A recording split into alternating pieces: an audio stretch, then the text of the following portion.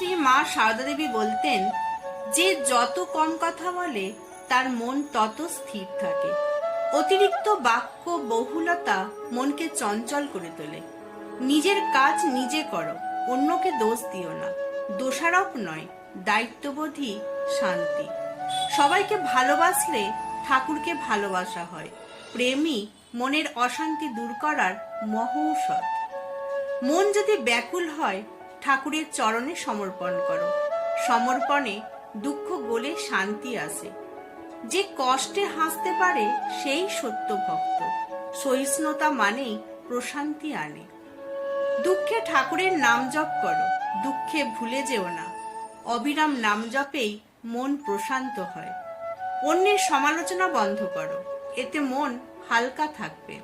সমালোচনার অভ্যাস মনকে বিষাক্ত করে। সবসময় ভাবো, মা আমার সঙ্গেই আছেন। এই অনুভবই গভীর শান্তির উৎস। অতিরিক্ত চিন্তা করো না, সবই সময়ে ঠিক হবে। অতিরিক্ত ভাবনা মনের ভার বাড়ায়।